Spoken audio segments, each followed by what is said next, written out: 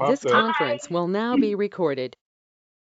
and I think in Germany it's probably 2 a.m. Yep, Um, right. so, I can. AnCan, if Yeah, I Karen. understand it right, AnCan stands for answering questions about cancer. Is that right, Michelle? Answering Answers cancer. to cancers, I believe it is. All And I think right. chime in if it isn't, but that was pretty close, and that's really what it means, Lynn, what you just said, answering the question. So yeah, I feel, It And you we, came know, from it came from Answer Cancer Foundation. That was originally who we were, Answer Cancer, and our URL was AnCan.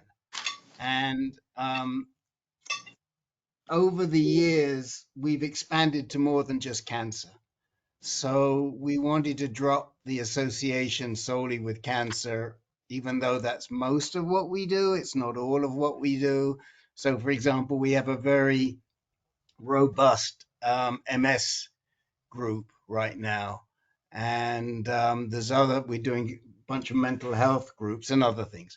So it was Answer Cancer Foundation. That is in our past, and it is now just simply AnCan Foundation. so I very noticed good. we have someone, Justine. Can you turn your camera on for us to say hello? And I see you're a genetic counseling student. So just what does that mean? Hi, my name's Justine, and also my fellow student Emily is here with me as well. We're genetic counseling students from the University of South Carolina, and if it's okay with you, we are currently. Oh no. Rick, I personally, I don't want, I don't think that would be appropriate for our group gathering here, but Rick is the boss. Well, I will say that we have done this before, but usually the students reach out to us first, and then we discuss it with the moderators. So I have to defer to the moderators, but in the past it has not been an issue. So I'm going to leave it to Michelle's decision. It's okay by us, but if it's not okay by the moderators, then we Oh, have to respect that. Completely And I understood. would say to you, rather than just showing up, just give us a heads up first. Let us know, and if, for example, it doesn't work for one group, it can certainly work for another group. I mean, we had somebody from Myriad attending one of our groups last night, which was just fine. So and Justine, I just have to leave it. I have to leave it to Michelle. But if it doesn't work out, send us a note. Send a note to info@ancan.org, and Alexa will work out a schedule with you. so Justine, are you studying blood cancers? We're in genetic counseling master's program, so we do pediatric, prenatal, and cancer genetic counseling. Can I ask that you do send that letter? Because I would also like you to sign off that everything that's said during this is confidential and that patients' names and images won't be used. So if you could send that note, like Rick just asked you to, and then once we understand why you want to be here and the ground rules, I am more than happy to have you back with us if it follows all of that. Absolutely.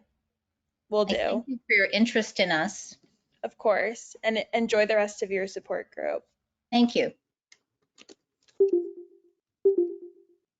Sorry, guys, I'm a little tough when it comes to that and privacy. Yeah, I will tell you, and I leave it up to Alexa, but we've never had an issue, and we don't get a confidentiality from them because our groups are drop-in, and we cannot. It's very hard for us with a drop-in group to get that type of waiver because anybody could come in, and we don't ask anybody else, but we ask people to be peers. But I understand, and I think maybe you can reach out to Alexa, but normally people have been very respectful in the past. We've never had an issue. Okay. Well, that's good to know. I guess I should Yeah, have let. I think that's good to get a letter from them explaining what their purpose is, and then of course getting for them to understand what our ground rules and so forth are. You wouldn't want them to come in and be the dominant talker or speaker in the meeting. Uh, Yeah, that's that. Okay. Thank you, Lynn. You made me feel better. But before we went on, I just noticed that thankfully she had a title on there, and I just thought that was a little interesting. Um, so sorry to interrupt everyone. That's our little I guess that's not a commercial break, but that was our little break. So sorry about that, Lynn, for interrupting your opening.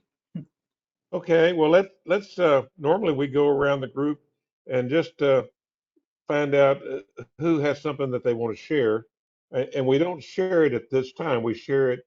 We'll come back to you later in the meeting. But goodness, I don't have anything to write on here. I could write on the hotel room card, but it's plastic. Um, I'll write it to you in the notes. How's that?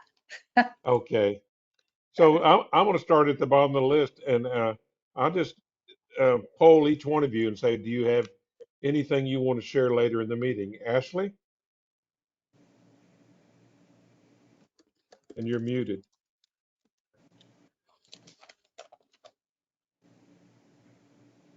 You're still Yeah, muted. I have a quick thing to share. Okay, Ashley, put Ashley down. Michelle, Barbell. Nothing special, really. Okay, uh, Joe Rosenbaum. Well, I Sure. don't, go ahead. What was you gonna say? Just say yes or no. I don't think so. Do you Okay, think we've that? got We just wanted to hear about blood cancer. okay, we got a no from Joe. And let me say that if you say no it now, that doesn't mean you couldn't come back later if you wanted to share something. Thank you. Okay, Jerry in what did you say, Detroit? One thing. Did you get that, Michelle? Is that a yes? Yes, correct. I know it's Okay, hard when you're in the tundra to talk sometimes. yeah, I think his lips are frozen. Kim, Yes, I do have something to share. okay, and Bill G, Nothing from me tonight, thank you. okay, and then we're hitting our kingpins, queen pins. Michelle, Yes, I do. okay, and Sally. No, no, I can't talk. You could try charades. It could be fun. Sounds like she's in bed. Oh, She's sick. Sally, if you know Morse code, I can interpret for you. Al, Yeah, I'll share something later. okay, all right, Al's got something to share. And I guess I can probably, I've never been the one that didn't have something to tell. So this is show and tell, I guess. So I will have something brief. So where are we, Michelle? Who's up first? well, since I'm just looking around here. So as Kim is one of our newer You wanna members, use that, Faye? That book? it'd be great to hear what Kim has to share. I know she's been going through a lot. And I also want to point out who else has a necklace named after them. I am wearing a necklace named after Kim, and it's the Kim. And it's just so interesting. And it's just like kind of happenstance I found this out, but it is named after her. Isn't that so cool? By someone Cool. very special who donates a lot of his income from his pearl company to the American Cancer Society and Dana-Farber. So he's really, because his mom had cancer. So he's very supportive of the cancer community. But anyway, I just thought that was so cool that she has a necklace named after her. Actually, all of his pieces are named after women in his life who have had cancer of some sort. So all of them are named for someone. Susan has one too. Um, I'm excited to say that I will be starting on maintenance. Am I frozen? No. We're You're hearing okay. you. Like I was frozen on my end. I will be No, you are not. on Monday. So I am in total remission except for the plasmacytoma on my back, which I won't know for 90 days if it's gone. Kim, So you have multiple myeloma? I do.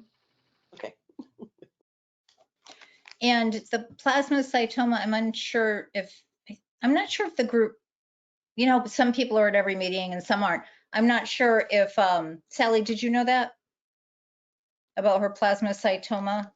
Do I know what they are? Yes. Did you know about Kim? I don't recall if you were on the meeting yet when she was here last time and shared that about the plasma. Okay. Yeah, she was on the call Okay. I was on. So they had to leave a little piece in my spine when they did the fusion under the cage for stability. And when I finished treatment and everything was good, that spot was still lighting up a little bit and they didn't like it. So I did 20 more sessions of radiation and I'm done with that and just getting ready to go on my maintenance drug Revlimid on Monday. Fantastic. That is so great to hear. Then you can be on that for 2 years and get off of it. Yeah, that's what my doctor told me. He said, we're going to watch the science. He said, you may only be on this for 2 to 3 years. And I was I like, was on it for almost 3 years, but not quite. I think it was like 2 years and 11 months, but I got off of it in July of last year. I'm so glad for that. Thank you very much. And I will also tell you all, I don't know where I was in the process the last time I was on a call, but I have been accepted into the Camp Lejeune program and the government is paying my bills. Whoa. Wonderful. Wow. That Yeah, was pretty quick that happened. shocked. Well, I mean, it's the VA, they're picking up, they're like my secondary insurance, I guess. So because I still work, I have primary insurance and they pick up first, but then the VA will pick up the rest out of pocket. That's Great. May I just make a quick comment, Kim, in case you're not aware? We have a really good VA group, and it is to help people using the VA TRICARE, people who are dual enrolled, people who are on TRICARE for life, to navigate the system. And the group meets right now on the fourth Thursday of each month, and we have some really good moderators. We've got one guy who was a ratings clerk. We've got another guy who was a social worker through most of his career in the VA. We've got a guy who was a HCP in the VA system. We've just got a lot of knowledge to help folks navigate the system, and it's not disease specific. It's to help people who are bamboozled by veterans healthcare. So the way to sign up, I mean, if you do you get a reminder from us for the blood cancer group or not? I do not, Michelle sends me one. So, Oh, so you're okay. not on. Okay, I'll So if you, Kim, if you just send me your email in the chat window, I'll just put it in, or if you'd rather send it to me directly, send it to me. And then what I will do will sign you up, and I'll make sure you get the notice for the VA group as well. okay. Because And you think that I do not go to any VA facilities and I don't have to do anything. I have a card. Everything is supposed to be taken care of through their office. Awesome. right. Well, You see, one of the things that, and I don't know if there are any other vets, but one of the here tonight, but one of the things, I mean, we've got a general in the system, and he only just found out through us about 2 months ago that he can get his drugs for next to nothing. He's paying almost nothing for his drugs.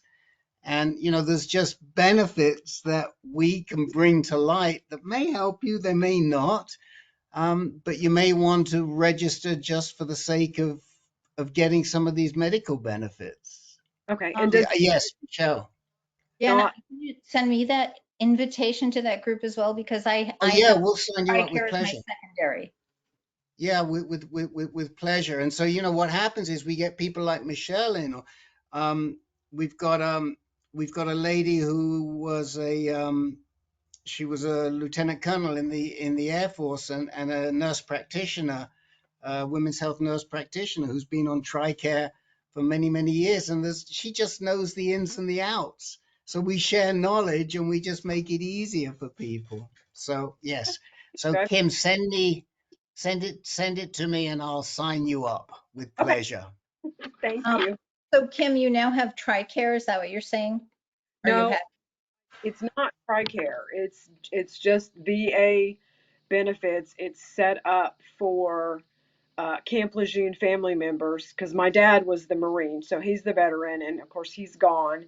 And they have told me that they accepted my case because I was lived at Camp Lejeune in 70 and 71 as a child, and I swam in the pools and I drank the water, and it's all been contaminated for many years. So, well, I'm sorry that that happened, but I'm happy to hear that they were right on this and you've been approved without, it sounds like you didn't have to go through, did you, have to fight it or was it kind of no, cut?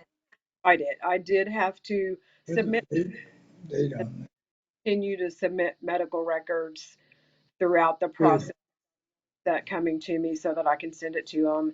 And it may get interesting because I have also filed a lawsuit as I was directed, to go ahead and file a lawsuit because right now, according to the Bell Legal out of North Carolina, the Navy, the Department of Navy is not acknowledging that it's been put into law that they have to pay for people who make claims. So we'll see how that goes. So Veterans Affairs says yes, yet the Navy says no. That is very interesting. It is very interesting. And that's when I was talking to the lawyer on the phone, he said the same thing. And he actually was stationed at Camp Lejeune, and he's actually from Tennessee. So that was really nice to have a chat with him and someone who's familiar with the water and all that kind of stuff. So, yeah. Does anyone have anyone else they know who is affected by Camp Lejeune or on any other groups? Sally, have you just have to nod? No. Lynn, have you heard of anyone in any of your other or anyone else here? I haven't. I've seen obviously the stuff on, posted about it, Mhm. but I don't know of anyone else personally. That's very, but that's good to know. I know where to send them now, Kim. Or to call you to Yeah, find out more we about have it. a couple of people in some of the prostate groups that served at Camp Lejeune and who have been impacted, but I don't know what they've done in terms of filing, but we do have a few.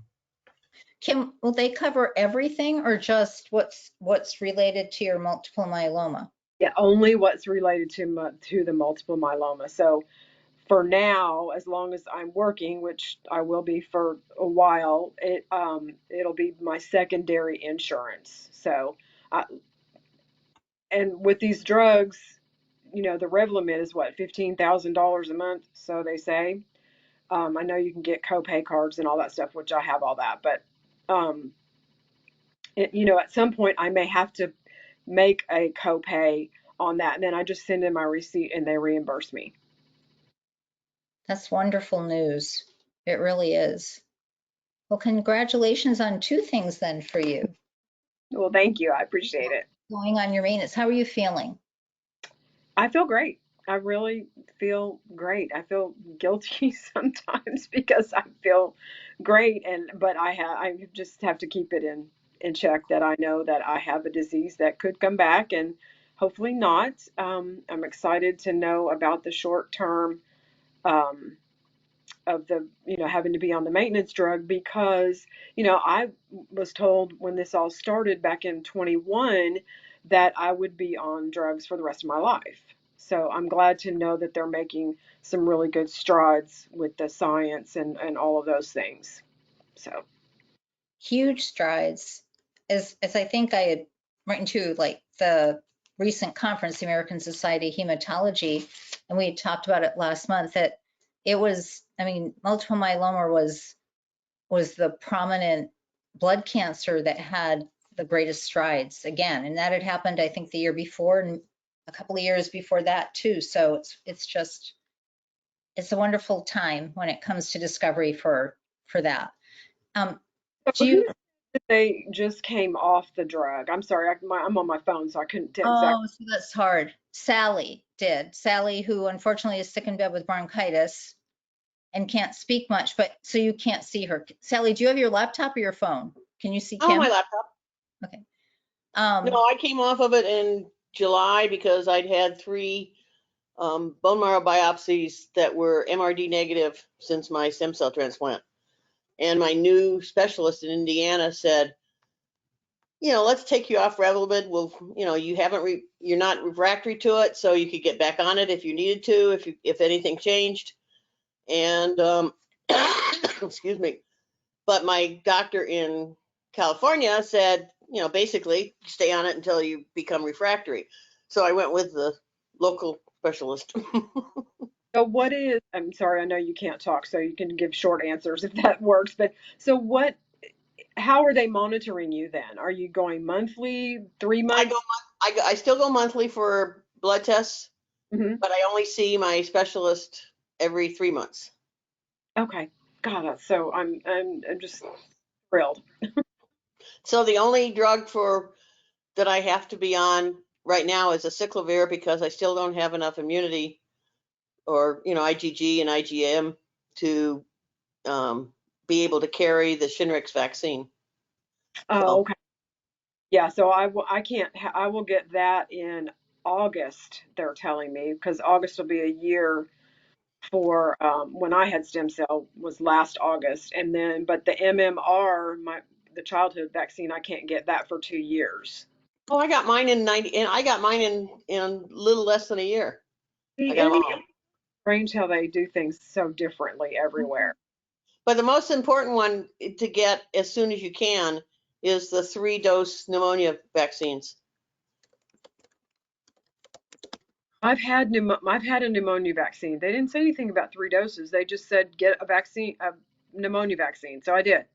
It's a minimum of 2 doses, I know, but in people over, I don't know how old you are, but I'm over 70. So people over 70, they give 3. Yeah, I just barely over 60. And it's 2 different types. Yeah, So you have one's a 25 and one's a 23. 23, whatever, and then Prevnar. Yeah. Yeah, I don't So know. anyway, They told me, and I had it at at the hospital. So I hope they did the right thing. they probably did. well, so Sally, do you have any words of wisdom for Kim as she starts on the Revlimid? Like anything? Enjoy it. Enjoy it. I'm just really don't want to take. And the Revlimid side effects will go away in probably 6 weeks, 8 weeks. Then you won't have any more of the side effects left. Really? Really. See, that's the thing I was most nervous about was having side effects because when I was in treatment, I was doing Revlimid, Valcade, and dexamethasone. So I don't know what was making me not feel good. Revlimid. Okay, but I didn't feel. I mean, the only side effect that I had that they definitely said was from the Revlimid was a very slight rash that I used No, cortisone. yeah. And I wet. never had that. I just had terrible diarrhea. So sorry, everybody. Kim, do you do Revlimid for like 21 days and then you're off Off for, 7. Yeah. Yeah, yeah. only do. Yeah, I took Revlimid as my first treatment for small lymphocytic lymphoma, and I kept a diary or a journal of how I felt each day and if I was running temperature or not. So that helped me when I repeated again the next cycle to see if I was having the same symptoms. It was reassuring, how I had this last time or whatever. But Yeah, I was right. also getting infusions of Rituxan too, which affected all that. Yeah. So I kept a journal through treatment and I went back and looked at that. But because I was taking all three things, I'm like, okay, I wonder, because some of them, the symptoms can be the same, especially with the Valcade. So, so I don't know. So I'm going to keep a journal. I've already got my journal ready to go. And they did say to take it at night. Did you take yours at night, Sally? Yes, because it makes you sleepy. Well, they said for that people seem to not be as nauseous if they took it at night. I But was never nauseous with Revlimid. see, I don't remember. I don't have any nausea in my journal from last time. So we'll see. I'll keep an eye on it and call them if I need to. Or call me. Okay. Sally's a great resource for that. And that's what else is good. Like, so when you start Mondays, so by the time we see you next month, you'll be on your week off then. So you'll have gone through a cycle of it, a full cycle. I think it's the last week of February or first week of March that I'm off, I think. Yeah. Have gone through a whole cycle. So then you might have more questions then or not. Or I hope that you tell us that you're side effect free. That would be pretty cool. Would be very, very nice. And that was one of the things I was worried about with this second round of radiation was because I had some side effects the first time, but it was a more general radiation. And this time they actually really pinpointed that tiny spot. And so I didn't have any. I had no fatigue, no redness, no sore throat, nothing.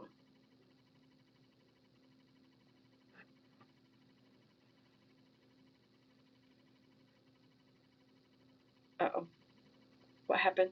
That's great to hear. I muted myself. Oh, Sorry. And I unmuted.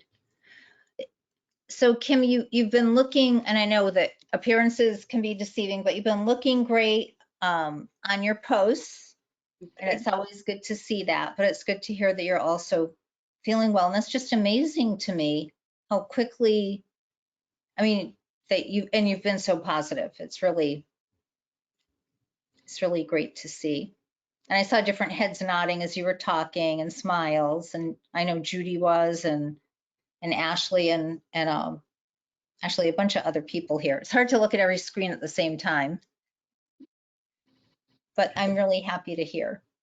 I'm gonna get off so y'all can, somebody else can talk. Thank you.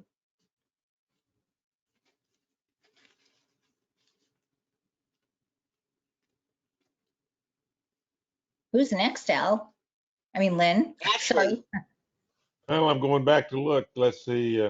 Ashley I was the believe first one. Ashley. Yes. I went to the doctor today, had blood work, and mostly everything is fine. Just my liver number, the ALT, is elevated and refuses to go down. So I have to up my tacrolimus for the time being, hopefully.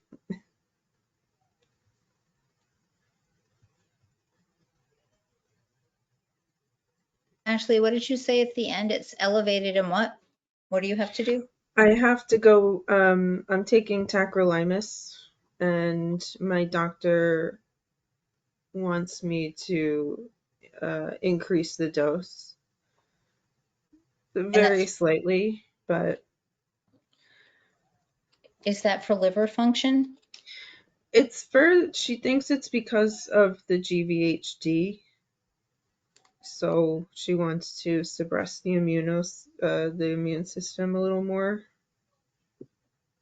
Oh, Ashley, if I remember right, you had a type of acute leukemia and you received a stem cell transplant? Yes, I had the stem cell transplant in 2019. Yeah, I've been on immunosuppressants ever since. I was hoping to be off of them, but my liver isn't cooperating. Is it off a lot? No, it's not a big number. And has it been for a while? I got off of the cyclosporin, and then a couple of months after that is when it started. And this is all because of the host versus graft, right? Yes. Oh yeah, for people who don't know what GVHD is. Good point, Sally. Or graft versus host disease. Ashley, the only reason I asked you is I know that at least for CLL patients that sometimes the ALT goes, it gets high and then it comes down and then it can go back up. Like it's not, but it doesn't necessarily mean that your liver is not functioning correctly. So Yeah. is it like that as well for you or not? Steadily, it's been going up and down, and then I got off of the cyclosporin, and then my doctor put me on the tacrolimus, which is, I guess, less. And it's just like hovering over a little bit over where it should be. But liver, it has more tests, not just the ELF. I think it's about 3 or 4 tests alone for the liver function. Yeah, it was just that one that is off. The other one is fine. Those are fine. Not that bad. Yeah, no, it's not bad. It's just frustrating because I have to continue to get blood work every other week and stay on the immunosuppressants. Well, that's because you're stem cell transplant, but I had it also a little elevated. My doctor said, not to worry, he will test it again, and it could be that I ate something wrong. Sometimes it just jumps up a little bit. Yeah. So what kind of things in diet can affect your liver counts? Barbell, when you were just saying that. Sugar, alcohol. Yeah, I haven't drank alcohol in months. Carbohydrates are heavy. What'd you say, Jerry? Carbohydrates. Yeah, carbohydrates, yes, but you need them too. It's always when you do too much, I mean, it doesn't mean you can't eat sugar or so, but you have to limit your intake. And if you exercise, you have to exercise too. That helps too. I had a fatty liver stage 2, and I got it to go. Exercise and diet works. And what I do too, I take artichoke. Artichokes are good for your liver too, if you like them. I love them, yeah. How many do you have to eat? Actually, it's easier in a supplement. Powder in it because I love artichokes, but you have to cook them for quite a while and every day. That's kind of hard. They're hard to clean out. But it helped me. It helped. If you don't like them, with the butter you dip them in. If you don't like them, are they still good for you? The canned ones aren't bad. The canned ones, I don't know, but they are all okay also. Pretty sure it's easier. Amazon has a supplement. I think Judy was trying to say something. That's where I got it too. And it's a good I think one. asparagus is also supposed to be good for the liver, I think. Yeah, there's just the Greeks. There are some others too, but I prefer taking something that I would normally eat. There are some thistle kinds that you can also take for the liver, but I don't eat thistle. but I eat artichokes, so that's why I chose artichokes.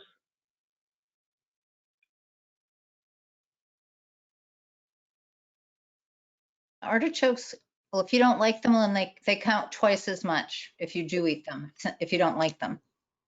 No, if you don't like them, it's a problem.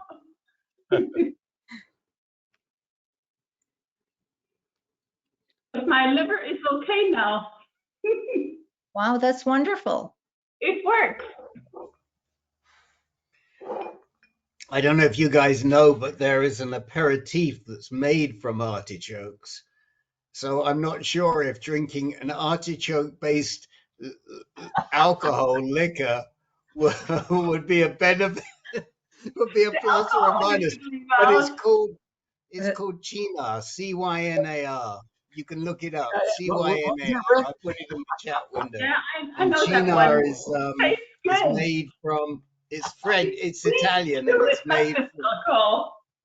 right? Barbell, am I right? Yes, it's sweet. Wait, so There you does, go. The liquor. I guess it would depend on how much sugar, what is it, alcohol sugars or sugar alcohols It's that it has. alcohol and sugar. And artichoke, so maybe it's like kind of negates everything. The artichoke Neutralizes. with the sugar and the alcohol. Ashley, do you eat many carbs? Since becoming a cancer survivor, I have become an emotional eater. So I'm trying to be better at eating the correct foods and the correct portions of foods.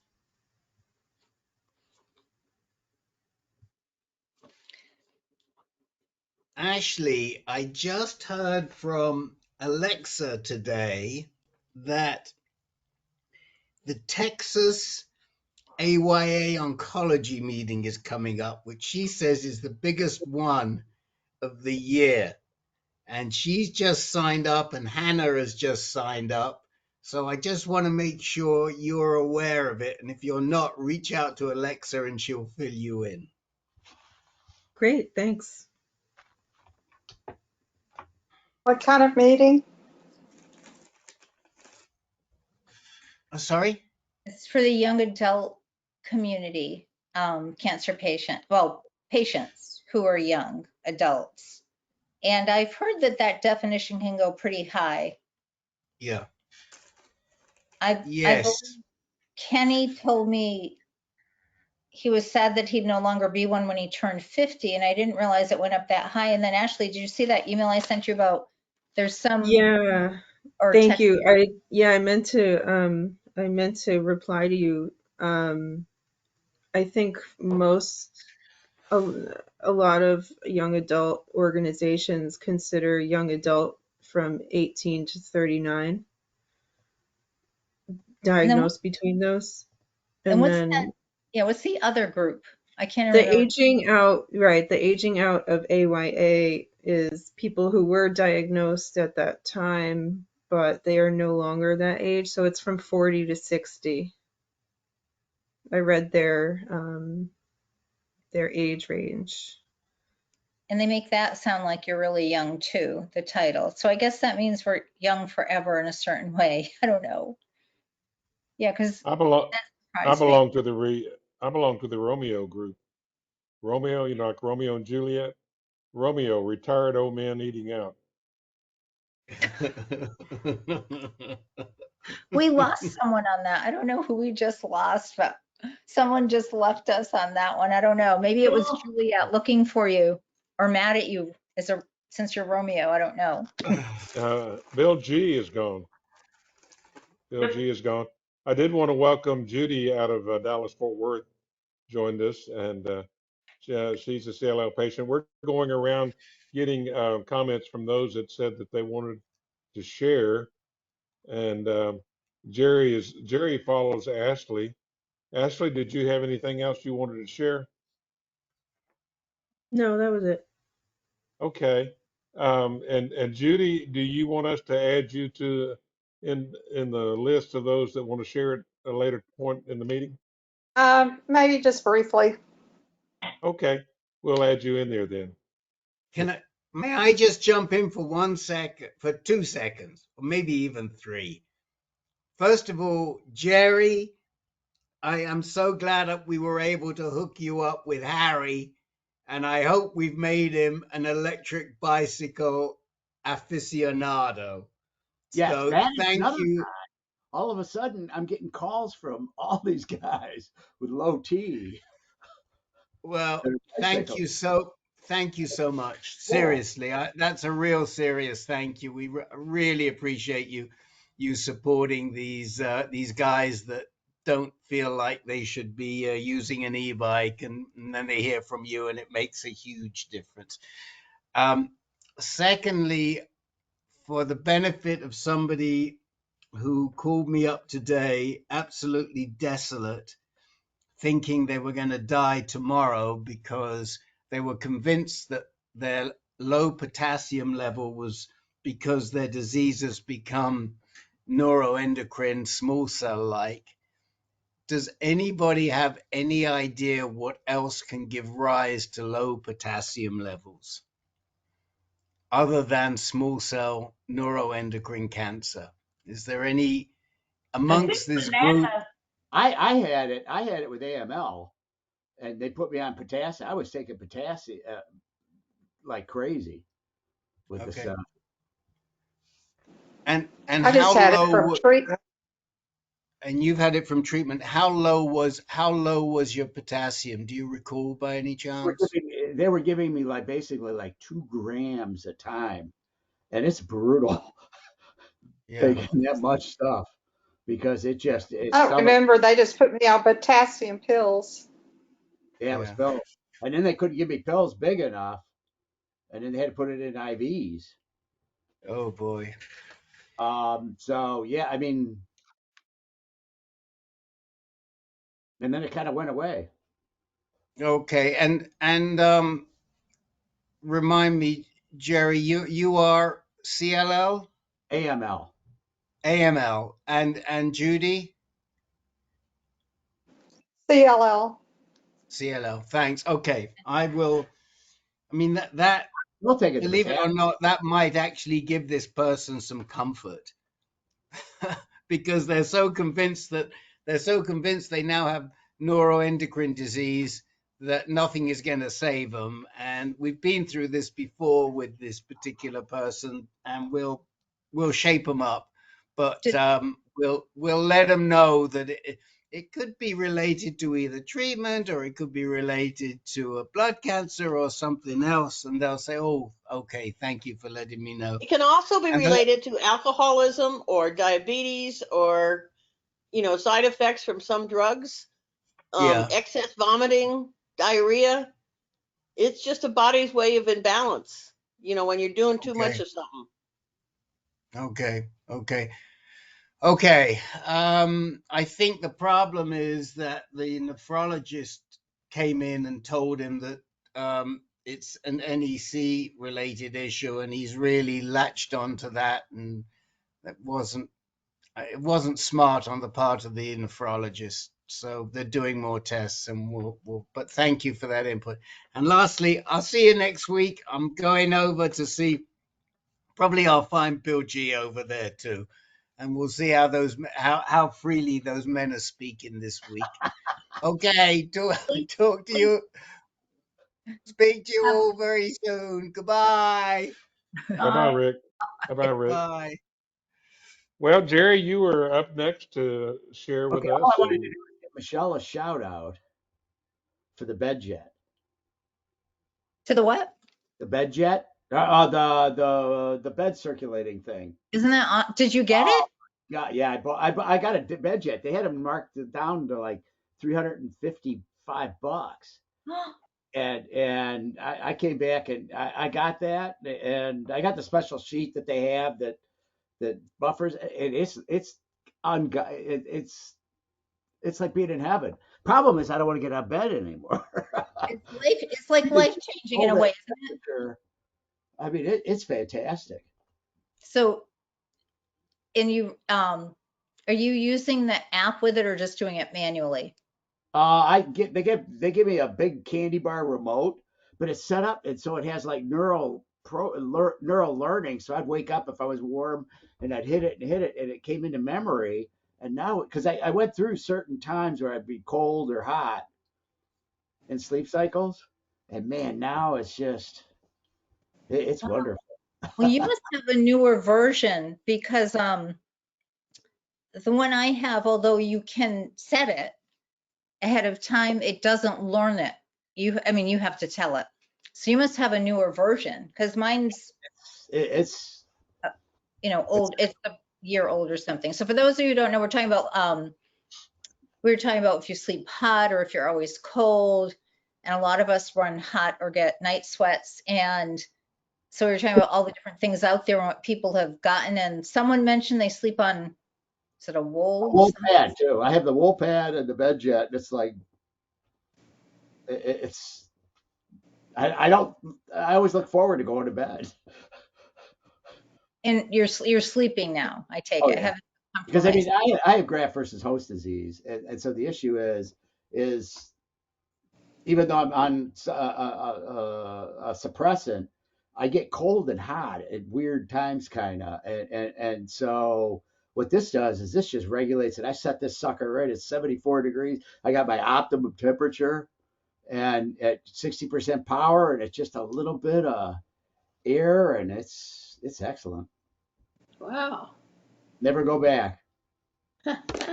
Yeah, I was thinking of mine, and my version is called Perfectly Second. I was thinking about, it's so funny. Today I was thinking about, I was like, I don't know what I would do without it now because it really has changed my sleeping. I mean, for the better. Definitely. I mean, it's excellent. Ashley, did you So do have you that? take it with you if you go out? No, I suppose you could, but not really, because you got to set up a plastic thingamabob that goes on the, you put it on your mattress, and what it does is it's just like a little heating cooling device, and it doesn't make a noise, Okay. and it's great. It's pretty amazing when it helps. Ashley, did you have that? Do you get cold or hot? Yeah, I'm bed. I get hot flashes during the night, so I sleep with the covers on, but then I have the fan on, so that I just throw the covers off when I get the hot flashes. Yeah, this cools from like underneath, and I it's don't know just, that I could have it on all the time though, because I do get cold in between. well, like Jerry, well, they can get warmer. And so Jerry, like Jerry was saying, for his, it's like now it knows his sleeping pattern, which to me This is, setting before I go to Mm. bed, I go to brush my teeth. Right? And I got the ritual, right? You go in before I go to bed. I turn on turbo mode, and it heats it up to 109 degrees. Oh.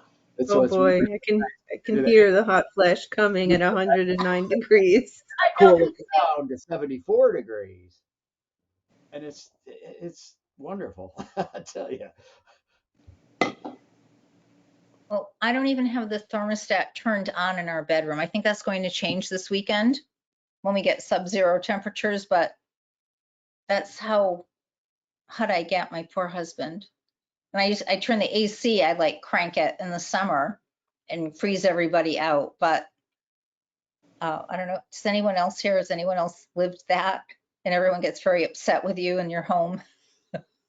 Because I get so, because, between night sweats, hot flashes, whatever, them all, both combined, it's just, it's My hard. wife and I, my wife and I definitely have different um, body thermostats. In the car, she'll have the temperature with a 10-degree differential on our two controls, and she gets frustrated. She starts controlling my side too.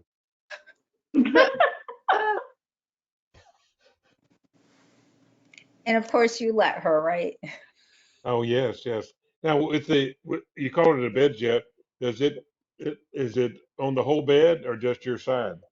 What you do is basically each unit is about, I don't know, $350, and you can have two units that controls her side and your side. So you can do two different total zones of controlling temperatures and everything of how you each sleep. And the bed jet is I think, Michele, you might have something different because mine's in a cloud sheet. So mine's a sheet that blows up like a big balloon on top of me. Oh, yours is on top. Mine is kind of like that, but below me. Yeah, see, mine's above. And so what it does is then it has a split down the center. So if you share a king size or queen size bed, you have two different zones you can control with the heating or the cooling, depending on what you want. You each have your own custom temperature. And once you kind of set that into it, I mean, it's nirvana. Yeah, and this one is it's underneath you and it's like a mattress pad. And so it's and it cools you from below and it's two zones. I saw yours because the only issue I had with that was like it was $1,000. Yeah. And this one was like 350. Yeah. It's the same principle. So that's what I didn't know they made something that, you know what I mean, with the different principles of doing that. You used to get hot. Well, it sounds like what you got is a hit. And I'm going to add that on my sheet for when people are looking for them. Yeah, it's because I have problems on my back and everything.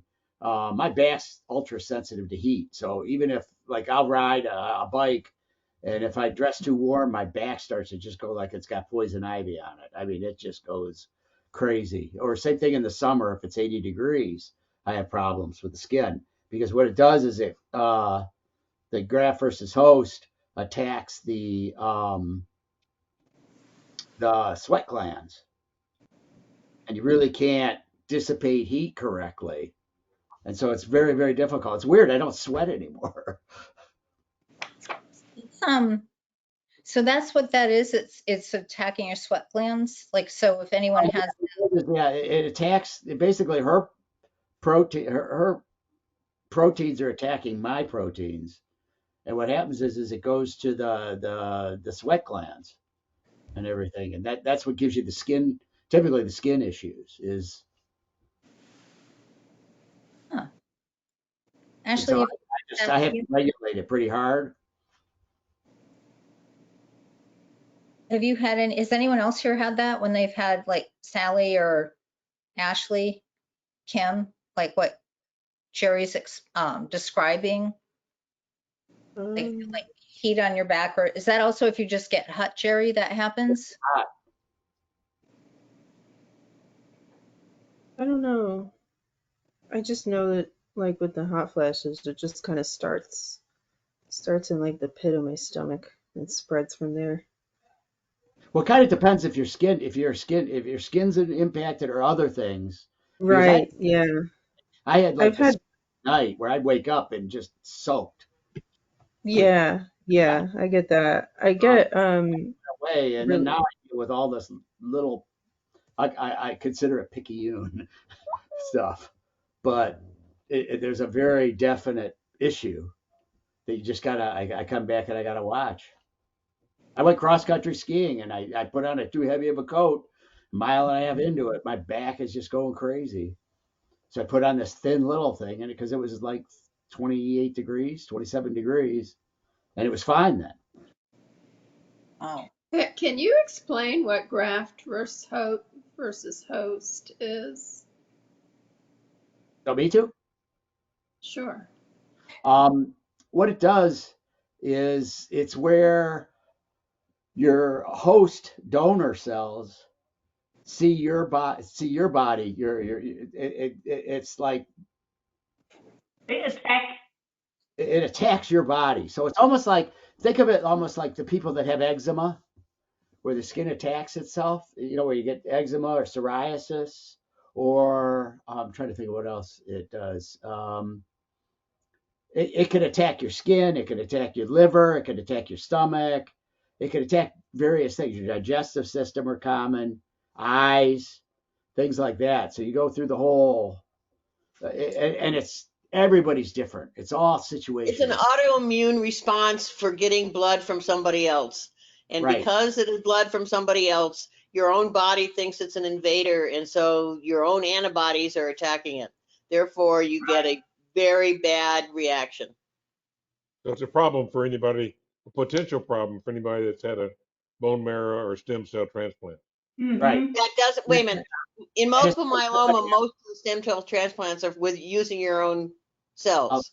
A Whereas in others, they use a donor match. So right. Right. you have to differentiate between those two. Just higher. If you have somebody that's not related to you, it's a higher probability that you're going to have some kind of issues. And then depending on how long your issues are, nobody knows. So Sally, does that mean that doesn't happen with multiple myeloma? Oh, okay. Nope. I take back my questions.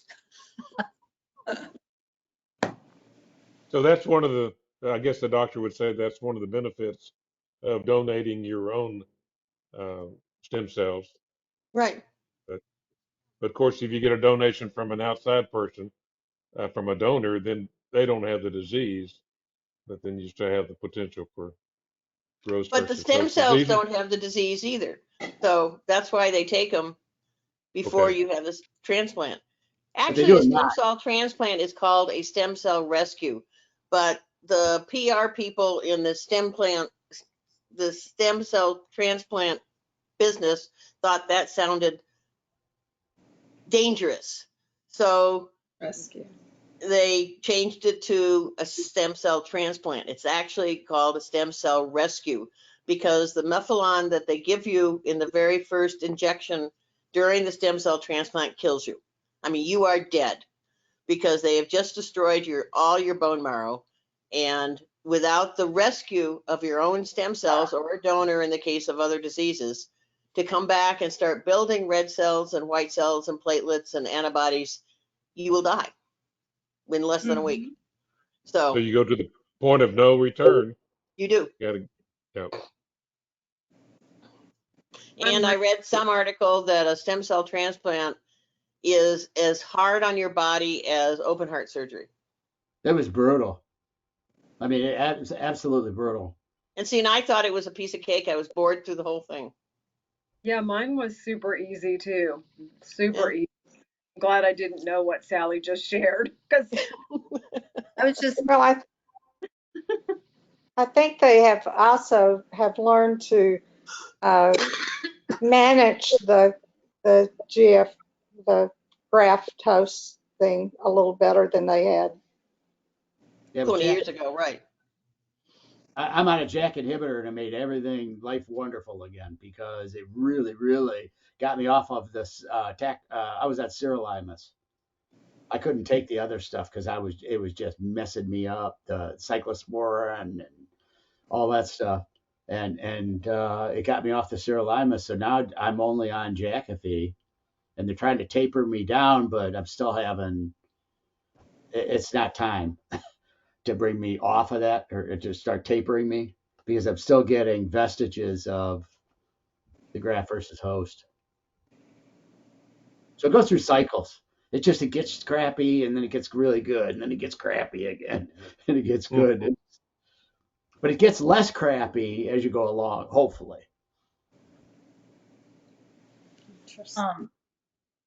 so Sally, with so all multiple myeloma patients get their own cells back? Yeah. And Jerry, you didn't. You No, got that's it, 98. you're contaminated. You're basically done unless you have a twin brother that's under the age of 35. They have all these stipulations of things. Jerry, what do you have? I have AML. Okay. So my stuff's deadly. Basically, it'll kill you very fast if you don't do something. Mm-hmm. It's not a long thing. It's dodge the bullet. Yep. the AML Well, patient. You can, but once you go through all this, how much longer for you to be on your cyclosporin? Was that the last drug you'll have to do? I'm just on the one thing that prevents the host versus graft skin issue. That's it. That's the And I only. heard that it's if you have chronic GVHD, I heard that it usually goes away within 5 years after transplant. This treatment is like the pills a year. I'm sorry, for every 6 months, it's $68,000 is what the cost. Jacophy is really expensive. Really expensive. Yeah.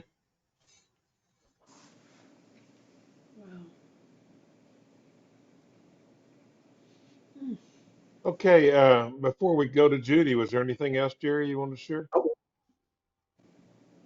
Okay, and Judy, we're going to squeeze you in here ahead of the moderator. So, Judy, you're up next.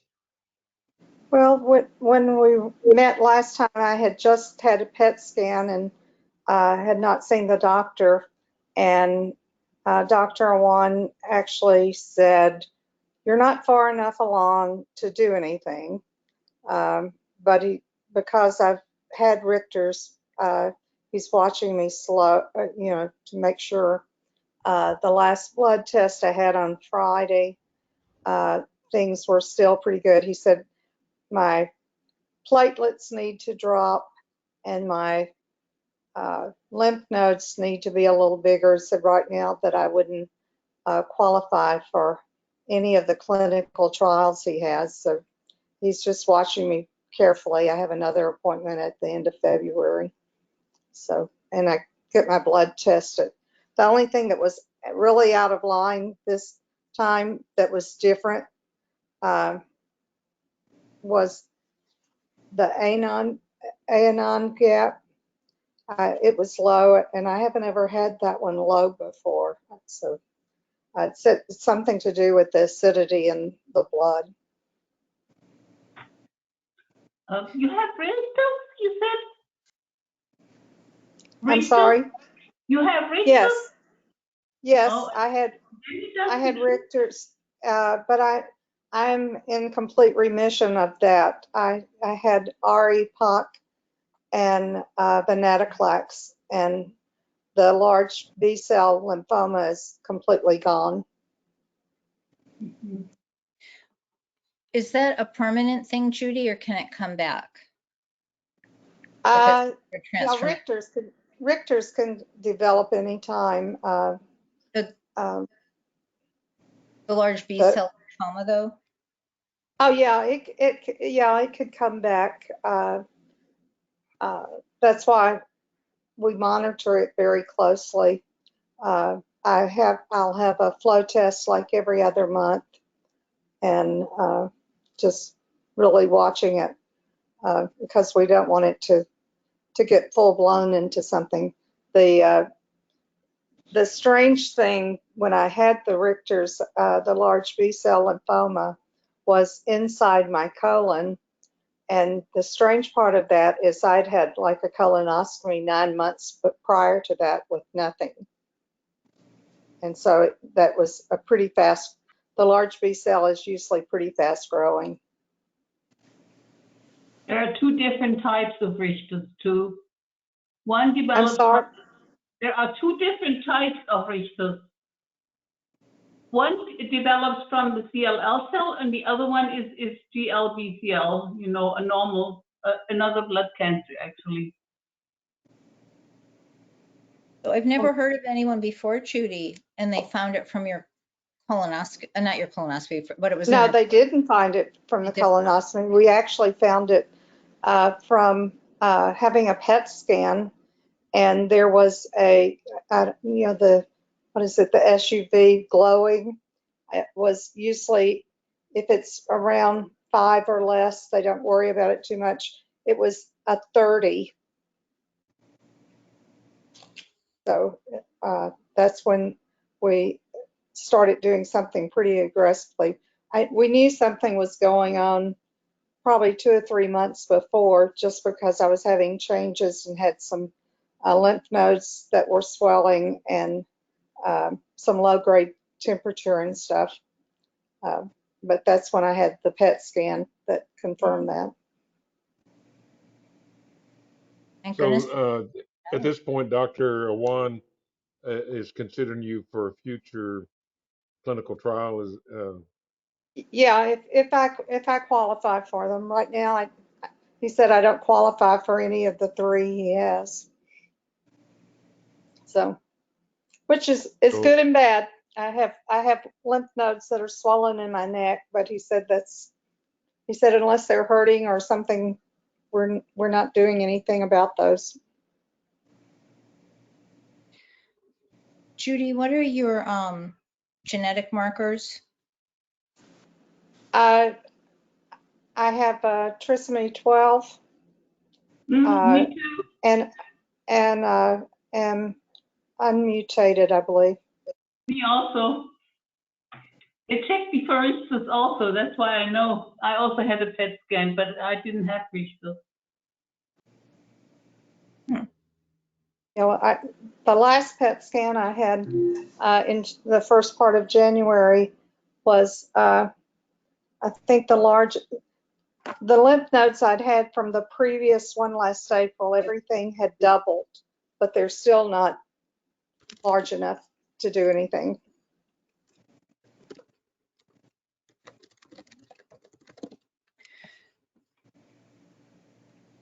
Dr. Wan said they should be, if they're more than 1.5 centimeters, then that would qualify me to do it. And if your platelets are down around 100. How do you feel? Do you have any symptoms? I feel pretty good. I have some fatigue, which is hard to do. Right now, I'm sitting in the hospital with my husband. Been here all for a week. The last 2 or 3 days have been because of ice, or we would have gone home probably 2 or 3 days ago. But we'll go home tomorrow. He has very low blood pressure from he's Parkinson's and takes Rotari, and it tanks it, and then low sodium. So we've been trying to get that balanced out. Sorry to hear that. So you're at the hospital right now as well? Yep. Yeah, I stay with him the whole time. And of course, we couldn't go anywhere with so much ice. Today was pretty getting thawed out, but I was a little concerned they were going to throw us out, and the doctors assured me they wouldn't throw us out on the ice. So I was glad of that. But tomorrow it'll be cleared up enough for us to go home. Judy, did y'all have trouble getting to the hospital? No, we actually came last Friday morning. He went to see the prostate cancer oncologist, and one of the things when he takes his Rotari for Parkinson's, his blood pressure tanks. And last week we had like 5 days that it really went. I mean, one time it went down to like 48. So, but he actually was non-responsive in the doctor's office, and the doctor said, "You are going to the emergency room." And so the oncology building is right across the street from the hospital. They put him in an ambulance to go across the street. So anyway, we've got it pretty regulated and doing some things, taking sodium tablets 3 times a day. So he's taking sodium. Is his potassium tanking? We were just talking about potassium. The potassium isn't. It's the sodium. The sodium would go down to the low 120s, and when you're like Sodium that, has nothing to do with potassium. no potassium. And he also has MGUS. Salt and potassium are not the same thing.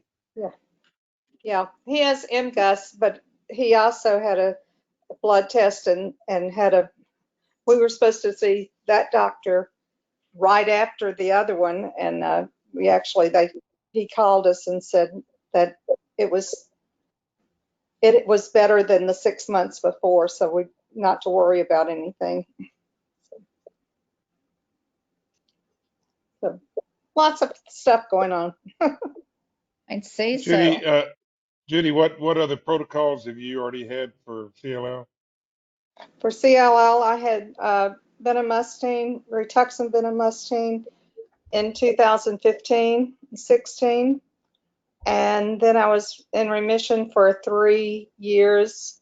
And then that's when I had the Richter's with the large B cell in 2019, August, had half my colon removed.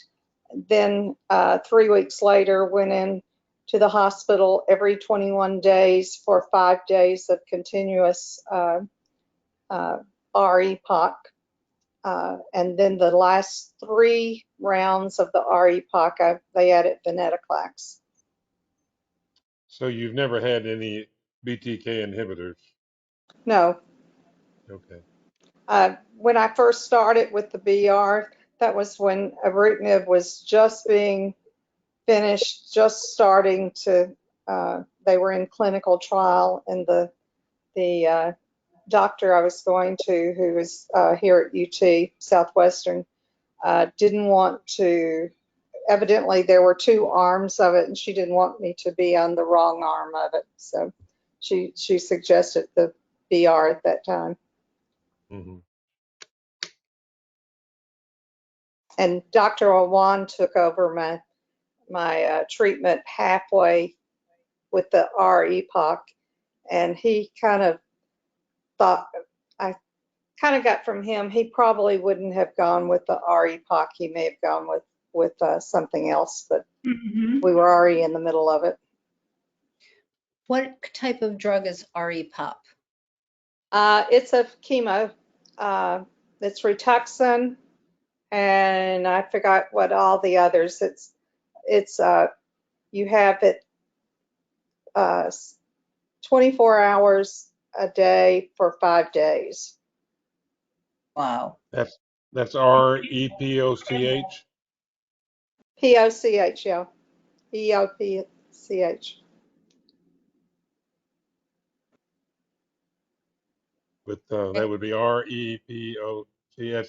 6 R drugs for involved. R for Rituxan, and then the EPOCH.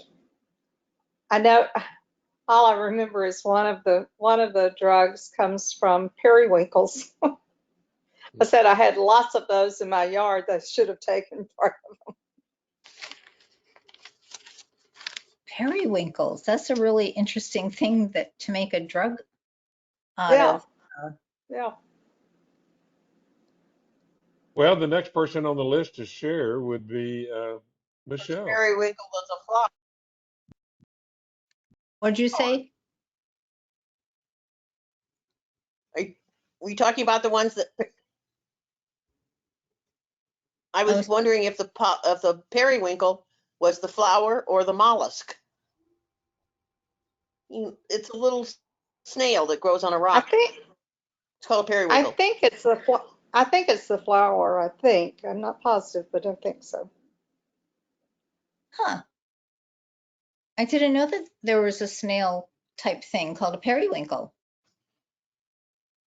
Well, that was not pick my them off question. the rocks and cook them and eat them as kids. The periwinkle snails? We used to gather periwinkles on the beach. Periwinkles, yeah. Wash them out real They're like good. cockles. You know, Yeah. you have cockles and periwinkles and. Joe says he used to harvest them. Make a soup out of them. It wasn't that good. Oh, make a really good stew. A lot of He sand. said it. My Not as grandma good as made them possum. really good. Not as good as possum soup. Possum. Exactly right. No, or clam chowder. I've had clam chowder, but I haven't had possum soup, nor have I had periwinkles, either type of periwinkles. Does anyone know what a quahog is? Since we're talking about these odd regional things. No. No. Yeah, we get them in Pismo Beach in California. You did? Because they have them in Rhode Island, quahog. It's a clam that's that big. Yeah, it's just like a really, and it's like a more rugged shell. Yeah, they have in Pismo in California. Wow, both coasts. It's for stew. It's for stew. You don't eat them steamed like you would. Yeah. Or you can stuff them, like You're breaking up. What, Michelle? you can cook them and then use them in stuffing to put back in them, to put back in the Shell. Like Poha. oyster Rockefeller. Yeah, Like because they're oyster huge. Can you hear me now or see me? Am I still breaking up? No. Seem to be No. okay. All right. So the only thing I wanted to share is, so I am, Everybody's breaking oh no. Sally, you're breaking up, actually. You were breaking up. You're not right now. So I know some of you have gone on, oh gosh, I have to remember the generic name. Reclass, except it's except you were on a different name for it that begins with a Z, and I have to look it up. Which is bone strengthening. My husband took reclass. It is, the other name is, sorry, Zoldronic. And I might be saying that wrong. Or Zola something, and it's for bone strengthening. I know that Rick had mentioned it, and I thought that, and maybe Zometa. Yes, thank you. That's for bone strengthening, right? It's called Zometa. Okay. I wonder what the difference is between that and reclass. So reclass, it looks like, is what I have to tell the doctor tomorrow what I'm going on, the endocrinologist. So I wanted to see My husband had reclass.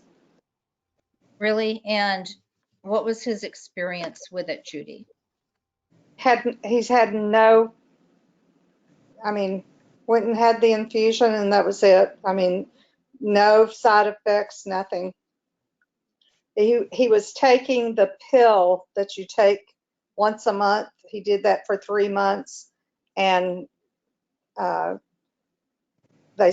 gave him the option of getting the reclass because you do that. Supposedly lasts 2 years, but the nurse that administrates said most people get it again in a year. Yeah, they gave me a choice of 3 different things. One was Fosamax. Zometa you can get every 3 months. But Zometa has a half-life of 10 years, so it'll stay in your body. You also have to have a clearance from your dentist because it also can cause necrochiting fasciitis of the jaw. So be very careful with it. When you said clearance from your dentist to see if you had anything else that could affect, you mean? I don't have any dental problems. Yes, because if you are going on Zometa, if you get any kind of dental problems, you can get necrofassing of the jaw. Your jaw will dissolve basically because it affects the jaw if there's an infection in the jaw.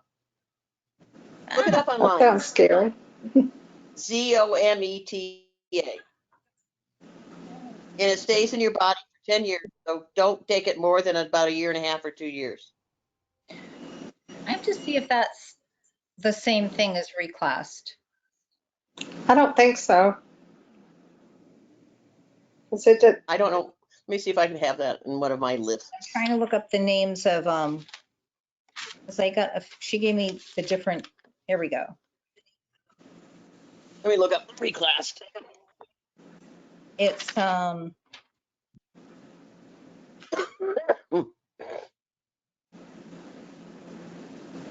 Fosamax would be a pill 1 time a week. No, what you're looking at is That's a different one. Zoledronic. Yes, which is reclass, Zoledronic. Yeah, Fosamax is different. No, I'm not going to take Fosamax. That was one of the options. So that was an option I was given, the reclass or Prolia, which I didn't like. Prolia sounded great until I found out that you can only be on it, you have to be on it either for life or forever, or for 5 or 6 years, and then you have to then go on either Reclast or Fosamax. So those were the So three. reclass is for osteoporosis. So meta is for bone degeneration due to cancer.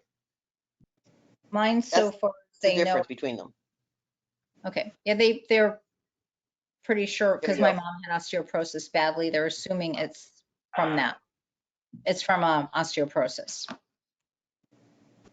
Although, Okay. It was a pretty Okay. easy That's the difference between the infusion two for drugs. Mike. They work differently. Judy, what'd you say? I said it was a pretty easy No, infusion. it's not a bad infusion. You could get some bone pain, but that's about it. Yeah, I think it was a couple of hours. Huh. So, yeah, they said I Yeah, was, you take Claritin if you get bone pain and it'll go away. Yeah. It's a wonderful anti-inflammatory, Claritin is. Mike didn't even have that, so he didn't have any bone, nothing. I mean, it was like, took it and that was it. Charge it on. I heard that, I read somewhere either they came out or they're about to come out with a Claritin that doesn't have the decongestant, like a non-D. They already have Yeah. I couldn't find it Yeah. anywhere. that. You go, it's Kirkland brand Claritin. They already have that. Oh yeah. Yeah, don't buy Claritin brand, buy the Lauritin 10 milligrams. $11. Just take Much it cheaper. without the DM and you're fine. And you can So I actually need to, take up to 2 Claritins a day per my allergist. He said you take one in the morning, one at night. It won't make you drowsy or anything. But yeah, just go and get if you're at Costco or Walmart probably, or Sam's probably has their generic brand of Claritin. But A lot cheaper. yeah, big time. A lot. CVS has it. I thought someone had told me in this group, maybe it was a different group, to not get the generic, that there was a little difference between the two. It doesn't matter. No, It's so expensive. no. It's all generic. It is. If you look at the No, it is active different. ingredient, they're exactly the same. Yeah, they were. That's why I was like, what's the difference except price? Right. Yeah. That's what it says, but they act differently in your body. At Sam's, you get like 600 or 300 tablets for like $8 or something like that. For the couple of dollars difference, get the Claritin. So For the couple of dollars different, Michelle, get the Claritin brand. so you're saying that there's a difference in how they act on the body? Is that what you were saying, Sally? The only thing I've ever seen with generics versus the any kind of stuff that is not generic is it might be different in the time release. There's a time release formulation of stuff, but I haven't noticed anything from, and I've been taking Claritin forever. I've done the generic for many years. Well, and like in Revlimid, the new generic Revlimid, a lot of people say there's a big difference. There's a big difference between the Revlimid from Celgene and the Revlimid from India. Well, that could be different. Although the labels say it's the same thing, but they're not working the same.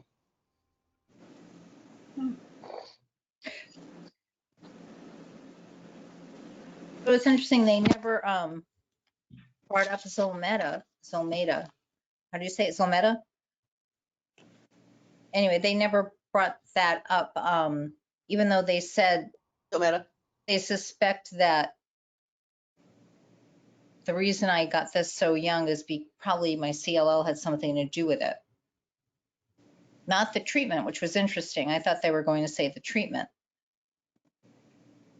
But they don't know that for sure. That's a speculation. So So this is for osteoporosis. That's why they're practicing medicine. It's hard choices. I mean, there's no the problem you're dealing with. I understand the problem. My wife has osteoporosis, and I understand. It's a real balancing act because none of them are really good. The infusions work better than the pills. Who said that? Barbell? Yep. I have a friend who has osteoporosis. She took pills for 3 years and it didn't do anything, and now she's taking infusions and it works better. Do you know which, is she getting the reclass or the Prolia? Do you know? No, I think it's a different name. I can't think of it now, but none of the names you mentioned. Well, it could be one of the, you know, every drug has like 2 names, and I'm wondering, I don't know. That's the problem too. Sometimes 3 names. Yeah, and I don't know the other name for Prolia. Forteo maybe, or Forteo maybe. Well, thank you all for that. And Sally, I never Now heard I know Alendron it's called. Alendron. ALENDRON. I have to see if that's, Well, maybe it's the substance, you know, it could be it's the substance name. Denezomab, whatever that is. DENSOUMAB. And then it has a parentheses, Prolia. that's what your wife's on? That's what that's what I'm saying in Google search here. Oh, okay. Barbell, is your friend in Germany? Yes. I wonder if it's approved in the States. Maybe it isn't. I'll have to look it up. I'll look it up later. Okay. Okay. Well, anyway, thank you all. I don't want to take up any more time. I appreciate your input on that. I'll let you know next meeting. I'll probably already have had my infusion. Michelle, any changes in your CLL treatment? Oh, yes, it looks like I'm adding in obinutuzumab. And thank you for asking, Lynn. I know I kind of forgot about that because tomorrow's the closer thing. Yeah, I'm adding on another something else to my treatment for my CLL, obinutuzumab. What are you taking, Michelle? I'm on a acalabrutinib. I know. Can any of these have shorter names? And it's not because the acalabrutinib is not working. It is. On paper, my blood looks good. It's all within range. But because I've been on, now Lynn, this may interest you because you've been on ibrutinib for so many years. So my doctor, because we can't get, and by the way, I'm 11q and unmutated. So I say that because I think that goes into this formula to figure out why to add on obinutuzumab. And because I was on a BTK inhibitor, ibrutinib, frontline treatment for almost 4 years, now I'm on a different BTK inhibitor. They work the same for a little over a year now. And you can't reach full remission. She wants to put me into a deeper remission to keep. You're going to put those back. Yeah. Why don't you take venetoclax instead of obinutuzumab? Because she wants to leave that for my next round of treatment. Oh, so that I play out. I know I wanted to do venetoclax next, but she wanted me to you should hear something. You should hear Dr. Kipps what he says. He has a video on YouTube on 11q. Listen to him. Well, I've gotten 2 additional opinions on adding in obinutuzumab, and everybody has a different opinion, of course, and it's all top specialists. And mine is one of the top in the world too, but I will listen to that. Thank you, Barbell. And it tackles 2 signaling ways, you know. Obinutuzumab and acalabrutinib tackle only one signaling way, the BCR signaling way. Well, obinutuzumab would be a different one. Obinutuzumab also works on the B cell receptor, just like acalabrutinib. And venetoclax works on the mitochondria, so it's the mitochondrial signal way. It's 2 different approaches. But that would be, and that's a BCR2, the venetoclax. Yes, yes. But your doctor wants to hold that in reserve. Yeah, she wants to hold that in reserve. for because, future. once you blow through the BTK inhibitors, she wants me to get the most as I can out of that first. I would have thought she would have chosen venetoclax as well. And other doctors suggested I go on venetoclax next. And so then the next therapy would be venetoclax and obinutuzumab, probably, unless I go on a trial, or unless by then something else like pirtobrutinib, potentially, who knows, or a combination of whatever. Don't know. But yes, she wants to hold in the venetoclax in for next. There are so many drugs coming now. Coming, but they're not here because zanubrutinib is the same. So that doesn't help once the Acala doesn't work. And yes, there are a lot in the pipeline. They're just not approved yet. And combinations are You starting don't to need get. another treatment. You have one now. Say that again? I mean, if you are retreated again, it will be sometime in the future when it is approved. Right, exactly. But anyway, she wants to make sure I don't transform. And that's not due to my 11q. That's more due to that I've been on, that I'm unmutated, and also I'm my also unmutated. relapse quicker than she thought it would. So she wants to make sure that there aren't any cell, because I'll never reach UMRD on just a BTK inhibitor. She wants to, so that means I have some cells circulating still, and she wants to make sure that those cells don't have a chance to transform, that they have less of a chance to transform. And that's Have you why. I'll give you noticed? the link from the interview from Dr. Kipps. It's on 11q. But I'm Very unmuted though, too. So does he talk about that as well? If yes. you're, He talks about 11q, and he also says that it's nonsense to save drugs for later. And I have the same opinion. Which But doctor is you that? can listen to it yourself. I will. YouTube, Dr. Kipps, you said, but does he also talk about Okay. 11q and unmutated? Because it's the unmutated. Yes, you have to. He has a lot of info in there. It's really a good interview. It's not a short one. He explains things very, very thoroughly. I'll Yeah, I think the definitely. doctors are still uncertain whether you hit them with everything at one time, or do you hit them serially? Do you Well, that's what take I drug did. A and What then I drug did. B? Yeah, and Well, Bill That's Weird has been overdoing it. He thinks, 3 doesn't necessarily mean it's better. he had somebody on the webinar with a 3-drug treatment. People It's are doing actually, it I well. mean, the new trials are also with 3 drugs. Seymour, he's going on a 3-drug trial. Remember, Lynn? Do I remember what? He's going on filtroprutinib, obinutuzumab, and venetoclax. Oh, that's Seymour. Yeah, Seymour, right? Seymour out of New Orleans is Yeah, getting but ready to go on the MD Anderson. 3-drug trial. Yeah, at MD Anderson. He's got an appointment on Monday at MD Anderson. Seymour, what's his last name? Baker? Brown? I can't remember. Brown? No, Michelle's last name. So he's going on AVO? I believe that's right. No, filtroprutinib, Loxo. He's on in the new trial with Dr. Jen. So pirtobrutinib is Loxo. Yep. That's right. Yeah, right. Pirtobrutinib's one of them.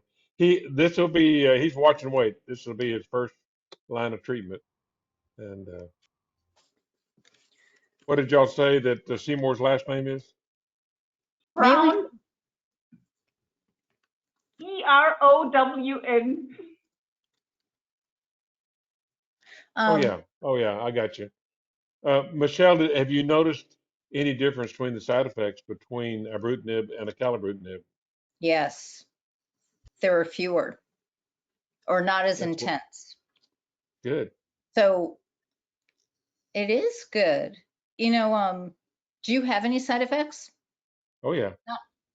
Brittle nails, frizzy hair, gray, getting old, all those sorts of things. When in doubt, just blame it on it, right? Right. If there's something wrong, just blame whatever drug you're on. Yeah, Yeah. aging, definitely on that. Well, I know Al is waiting patiently to get his 2 cents in here. Michelle, did you have anything else that you wanted to share since I extended you there? I'm Well, good Al, for drawing uh, it on me. Thank you. Al, you're going to have to be the highlight then, Al. Well, I wasn't here last month because I was up at my appointment at Mayo, and it was my yearly appointment with my doctor up there. For those of you who don't know, I have polycythemia vera, which is a MPN, myeloproliferative neoplasm, and I've been on Hydrea since 2020. Now, when I was first diagnosed, I know there was some interferon drugs that were in clinical trials, and they're now being used. And I was asking her about that, if she was, am I going to be on Hydrea for the rest of my life? If I was going to be switched over, what is she thinking? What are her plans? And basically, I'm tolerating the Hydrea. I'm doing well with it. My numbers are stable, and she don't want to rock the boat. If it's working, leave it alone. We'll just keep checking my lab work. I go in for lab work. I used to do it from 2020, God, for almost 2 years. I did it for like every other week, 2 weeks. Now we're every 3 months apart that I can go do lab work. So that's where I'm at. Now, on top of that, my wife's cousin, she has a daughter, Marissa, which is like not even 50 years old. Well, just about 2 weeks ago, she was driving her mom to the airport. Her mom was going on a vacation, and she was telling her mom the tests that they were doing on her and what they wanted to do. And I have sat down with her mom because her mom asked me what symptoms I had and how I found out I had what I had. Well, 2 years ago, nobody knew what that was. What that was. And after her daughter was telling her, she says, "I think you need to call Al. I think you have what Al has." Well, what they've told her is she has essential thrombosis, and that is an MPN. And the doctors don't look at it like this. I've never heard a doctor talk about it like this. But to me, what I see, it's like there's three levels of the MPN. And the first one they call ET, which is essential thrombosis. The second one, so the younger generation, the younger kids who get ET will eventually get PV, which is polycythemia vera. And usually, from what I understand, if they get it like before 60, they will go into getting myelofibrosis or even leukemia.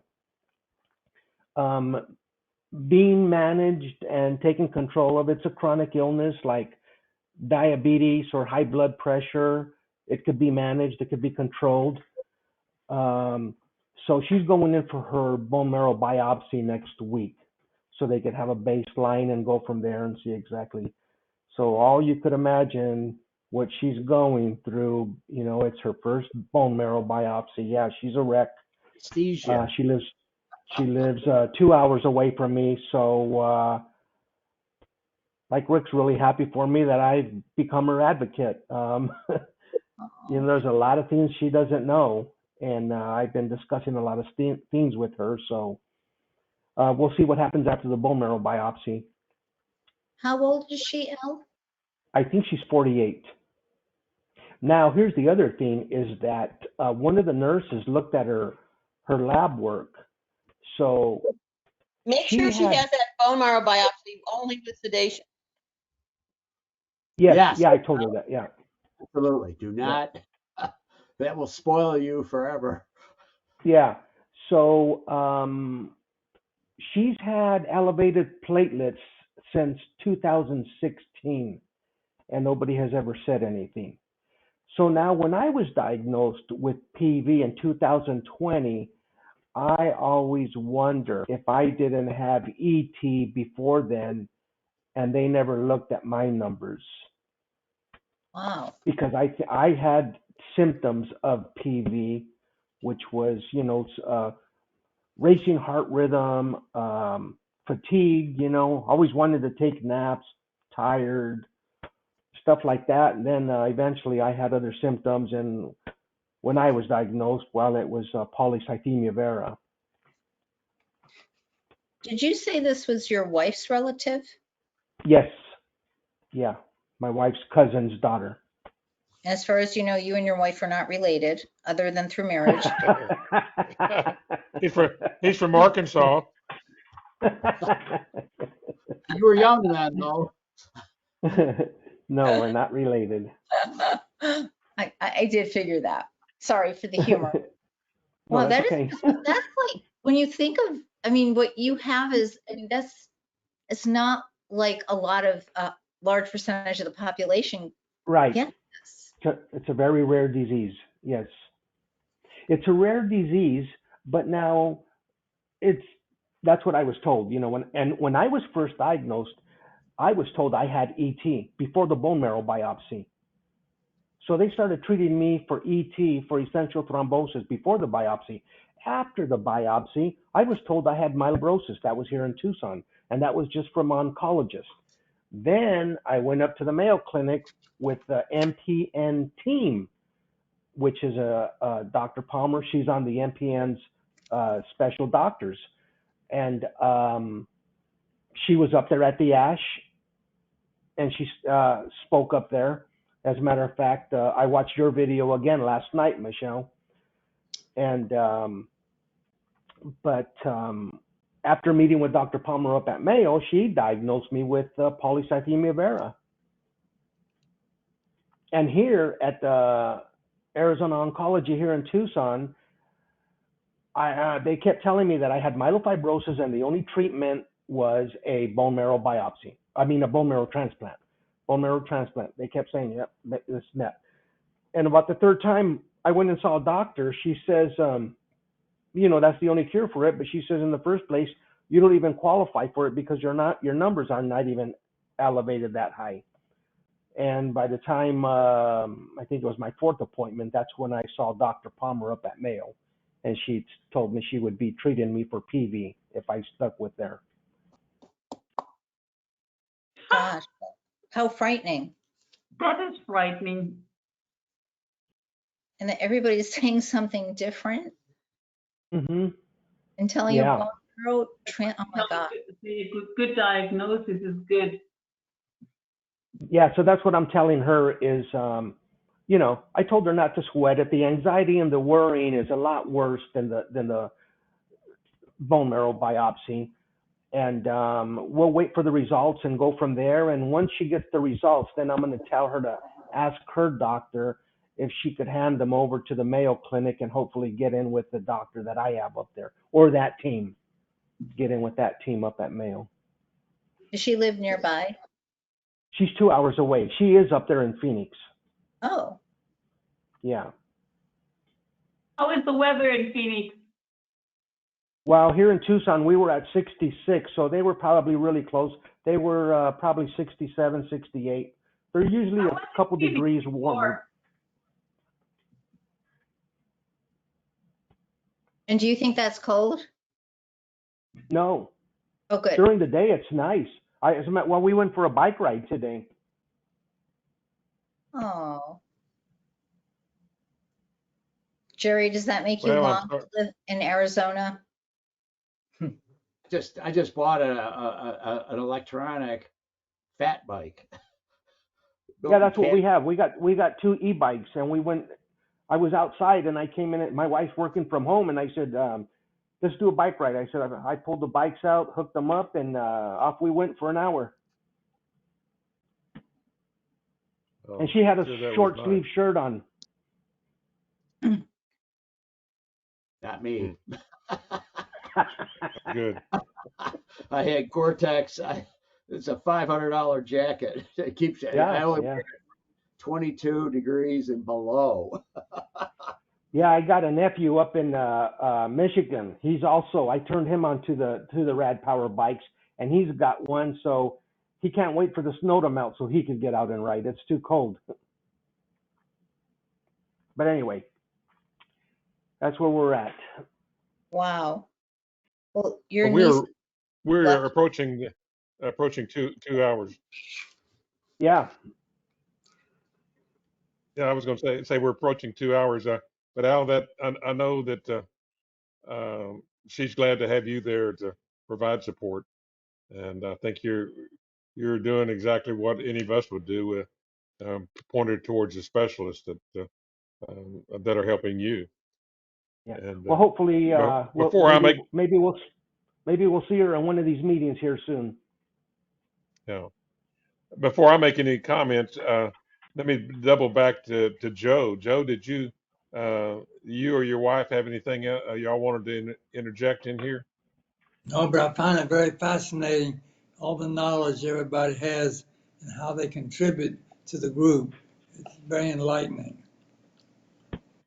Now, my trial that I'm having at MD Anderson seems to be going well. I'm also going to have a bone marrow biopsy this month to see if I changed any.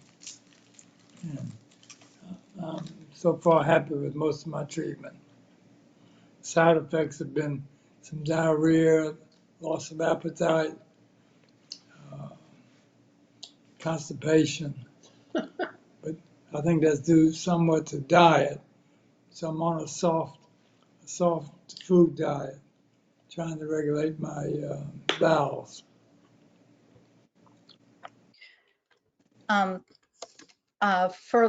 Do they have a dietitian, a good dietitian? At MD Anderson, yeah. Yeah, they would there. So have you gone to them? Because I interviewed a cancer dietitian yesterday for a program, and she was very enlightening, things that I had actually gone to one at Dana-Farber, but this is years ago. And I think they obviously, this is maybe 8 years ago now, 7, 8 years ago. So things have changed.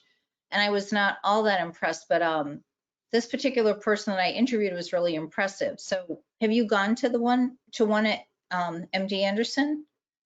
No. Yes. Yeah. Yeah, we had a we had a televisit with one, but it was early on, and he really wasn't having a lot of gastro issues. So we were just trying to gain weight at that time because he was losing weight so much. But we haven't been lately to one. So maybe we'll search that out. I'm also putting something in the chat.